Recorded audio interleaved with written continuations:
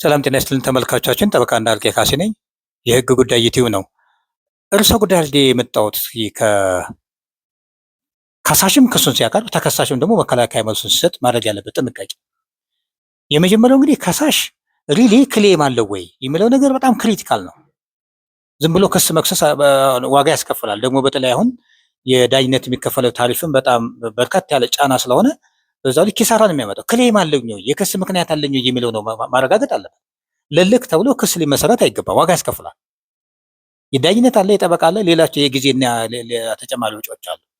ስለዚህ ከሳሽ ክሱን ሲመሰረት የመጀመሪያው በእርግጥስ ክሌም አለ ወይ፣ ተከሳሽን ሊያስከስስ የሚችል ጥያቄ መብትና ጥያቄ አለ ወይ፣ ከተከሳሹ ላይ የሚፈልገው ቢወሰንለትም ሊፈጸም የሚችል ፍርድ መብትና ጥቅም አለ ወይ፣ የክስ ምክንያት አለ ወይ የሚለውን ነገር ማረጋገጥ አለበት። ከዛ በኋላ ለየትኛው ፍርድ ቤት ላቅርብ ነው። እንደውም በተግባር እንደምንመለከተው አንዳንድ ሰዎች ስልጣን ለሌለው ፍርድ ቤት ያቀርቡና ከዛ መጨረሻ ላይ ተከሳሽ መቃወሚያ ያቀርባል፣ ወይ ፍርድ ቤቱ እንደ ነገሩ ሁኔታ በራሱ ሊያነሳው ይችላል፣ የሚዘጋበት አለ። ከተዘጋ ደግሞ ወጪ አለ፣ የጊዜ ብክነት አለ። ስለዚህ ክሴን የማቀርበው ስልጣን ያለው ፍርድ ቤት ለየትኛው ነው የሚለውን ነገር አንጥሮ ማወቅ ያስፈልጋል። ለምሳሌ አንድ ሰው ወራሽነቱን ለማረጋገጥ የት ነው ማቅረብ ያለበት? ወራሽነቱን ለማረጋገጥ እንግዲህ እንትን የሚለው ማቅረብ ያለበት ለአዲስ አበባ ለከተማ አስተዳደር ፍርድ ቤቶች ነው እንጂ ለፌዴራል የመጀመሪያ ደረጃ ፍርድ ቤት አይደለም። ስለዚህ ምን ያደርጋሉ? አንዳንዴ በቀጥታ ፌዴራል የመጀመሪያ ደረጃ ፍርድ ቤት ይሄዳሉ፣ ይዘጋል፣ መንገላታት ያመጣል። እሺ፣ ሌላው ደግሞ መቃወም ቢፈልጉ ለምሳሌ የተሰጠ የወራሽነት ማስረጃ አለ ይሰረዝ ቢባል ውሳኔውን ለሰጠው ለከተማ አስተዳደር ፍርድ ቤት አይደለም ማቅረብ ያለባቸው ለፌዴራል የመጀመሪያ ደረጃ ፍርድ ቤት ነው።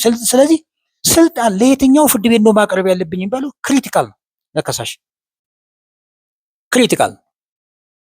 ለየትኛው ስልጣን ላለው ፍርድ በቃ ስልጣን ያለውን ፍርድ ቤት መለየት ወሳኝ ነው። ከዛ ማስረጃ አቀራረብ ነው። እንግዲህ ማስረጃ ከሳሽ ምስክሮችንም ከዛው ከክስ አቤቱታው ጋር የሰነድ ማስረጃዎችንም ከዛው ከክስ አቤቱታው ጋር ማቅረብ አለበት። የሰነድ ማስረጃ ምናልባት ምናልባት ሳይሆን እንግዲህ የሰነድ ማስረጃ የሚቀርብበት አግባብ አለ። እንግዲህ ከሳሽ ክሱን ሲመሰረት ከክስ አቤቱታው ጋር ያቀርበዋል። ሌላው ደግሞ ክስ ለመስማት ቀጠሮ በተያያዘበት ዕለት የሰነድ ማስረጃ ሊያቀርብ ይችላል። ከዛ ቀጥሎ ደግሞ መጀመሪያ ክሱን ሲያቀርብ ወይም ደግሞ ክስ ለመስማት ቀጠሮ በተያያዘበት ዕለት የሰነድ ማስረጃውን ማቅረብ ካልቻለ፣ በበቂ ምክንያት ማቅረብ ካልቻለ በ256 መሰረት በቃለ መሃላ አረጋግጦ በቀዳሚው ቀነ ቀጠሮ ማቅረብ ያልቻለበት ምክንያት ለፍርድ ቤቱ በማስረዳት ሊያቀርብ ይችላል። ሌላው ከምስክሮች ጋር ተያይዞ እንግዲህ ምስክሮችን ግልጽ የሆነ በስነ ስርዓቱ ራሱን የቻለ የማስረጃ ሕግ ስለሌለን ማስረጃ የሰው ምስክሮችን የምንቀይርበት የምንጨምርበት አሰራር ብዙም ሕጉም የለም። እሱ የፍርድ ቤቶችን ግን በበቂ ምክንያት አሁን ለምሳሌ መቅረብ ያልቻለ ምስክር ታሞ ከሆነ ውጭ ሀገር ሄዶ ከሆነ ይህንን በቃለ መሃላ አሁን በማረጋገጥ ምስክር መተካት ይቻላል። ሌላው ተከሳሽ ምንድን ነው ማድረግ ያለበት? እንግዲህ ተከሳሽ ክሱ እንደደረሰው መጀመሪያ ማሰብ ያለበት መቃወም ያለኝ ወይ ነው። ለክሱ መቃወም ያለኝ ወይ ነው። ለክሱ ለቀረበብኝ ክስ ምን አይነት መቃወሚያ ነው የማቀርብ? መቃወሚያ ነው ሳይሆን ፋሽን ሆኖ በሆነ ባልሆነው ምክንያት መቃወሚያ ለማቅረብ መነሳት ሳይሆን ሪሊ አለኝ ወይ መቃወሚያ የማቀርበው መቃወሚያ አለኝ ወይ የሚል እንደውም አንዳንድ ጊዜ መብትና ጥቅም በተለይ መብትና ጥቅም የለውም የሚሉ ነገር ባለመነሳታቸው ግን ሊቀጥል ይችላል። እንግዲህ መቃወሚያ ሲባል ፍርድ ቤት የሚያነሳቸው መቃወሚያዎች አሉ። በተከራካሪ ወገኖች ደግሞ መቃወሚያ መነሳት ያለባቸው ነገሮች አሉ። ተከራካሪ ወገኖች የሚያነሳቸው መቃወሚያዎች እንግዲህ ሁለት አለ። ለምሳሌ አሁን ይርጋን ብንመለከት የስነ ስርዓት መቃወሚያ የሚባል አለ። መሰረታዊ በሰብስታንቲቭ በመሰረታዊ ህግጋት የተጠቀሱ መቃወሚያዎች አሉ። የስነ ስርዓት መቃወሚያዎችን የፕሮሲጀራል ፔሪድ ኦፍ ሊሚቴሽን የሚባሉትን ፍርድ ቤቱ በኤኒ ታይም ሊያነሳ ይችላል፣ ተከሳሽ ቢያነሳ። ሰብስታንቲቭ ፔሪድ ኦፍ ሊሚቴሽን የሚባሉትን ወይ ይሄ በመሰረታዊ ህግጋት የሚገኙ መቃወሚያዎች ግን ተከሳሽ ነው ማንሳት ያለበት፣ ተከራካሪውን ማንሳት ያለበት። ስለዚህ ተከሳሽ ክሱ ሲደርስ የመጀመሪያው ምን አይነት መቃወሚያ ማቅረብ እችላለሁ? ሪል የሆነ መቃወሚያ ያለኝ ወይ?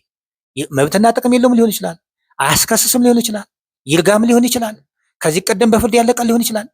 የመጀመሪያው ነገር ማሰብ ያለበት ምን አይነት መቃወሚያ ላቀርብ የሚለው ነው።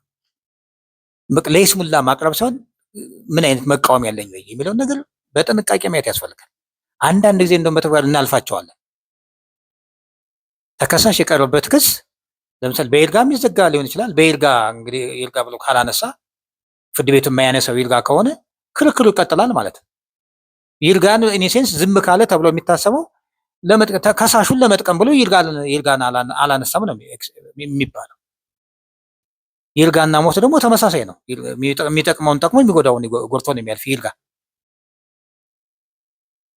ስለዚህ የመጀመሪያው ነገር ምን አይነት ወደ ፍሬ ጉዳይ መልስ ከመሄድ በፊት መቃወም ያለኝ የሚለውን ነገር ማሰብ፣ ቁጭ ብሎ ማሰብ በጣም ያስፈልጋል። ከዛ የማስረጃ አቀራረብ ነው። እንግዲህ የማስረጃ አቀራረቡ ተመሳሳይ ነው። የማስረጃ አቀራረቡ ልክ ከሳሽ በሚያቀርብበት አይነት መንገድ ነው። መከላከያ መልሱን ሲሰጥ ጥንቅቅ አድርጎ የሰነድ ማስረጃውን ያቀርባል። 145ም ካለ በ145 እንዲቀርብልን ሊጠይቅ ይችላል።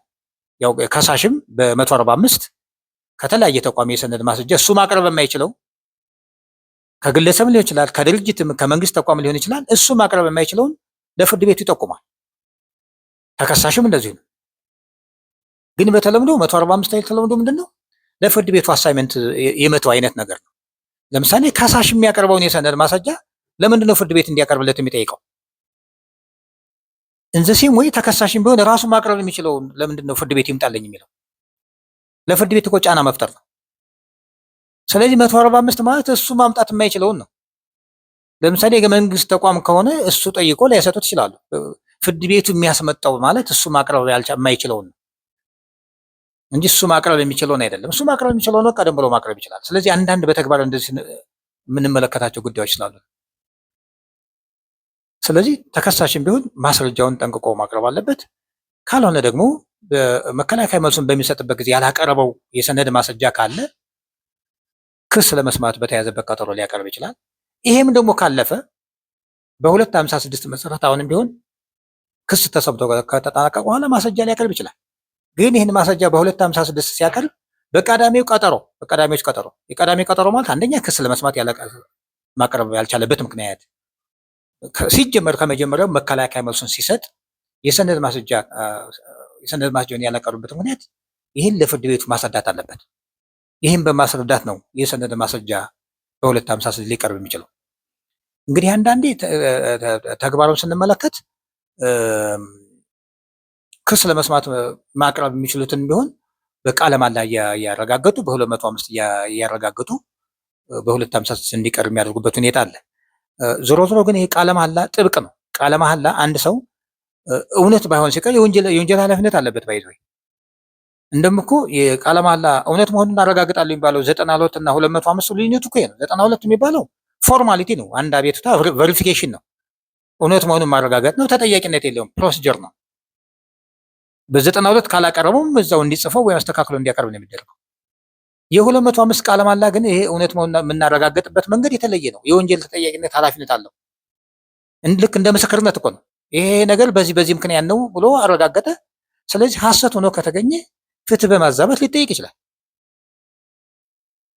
ስለዚህ አሁን በተግባርም አንዳንድ አልፎ እንደምንመለከተው ቀደም ብሎ ማቅረብ የሚችላቸው ማስረጃዎች በቃለ መሃላ እያረጋገጠ በ256 መሰረት የሰነድን የመዝገብ አካል የማድረግ እንቅስቃሴ እና ልምድ በጣም ተለምዷል አለ። ስለዚህ በጥቅሉ ከሳሽና ከሳሽም ክሱን ሲያቀርብ የመጀመሪያው ነገር አጠቃላይ ሰነዱን ጥንቅቅ አድርጎ ማቅረብ ያልቻለውን ደግሞ የማይችለውን በ145 መጠቆም ያስፈልጋል። ተከሳሽ ደግሞ በተመሳሳይ ማስረጃውን ከከሳሽ ያተመሳሳይ ተከሳሽ ግን መከላከያ መልስ ለመስጠት ሲዘጋጅ የመጀመሪያው ነገር ምን አይነት የመጀመሪያ ደረጃ መቃወሚያ ላቅርብ የሚለውን ነገር ክሪቲካሊ ማየት አለበት ብዬ አስባለሁ።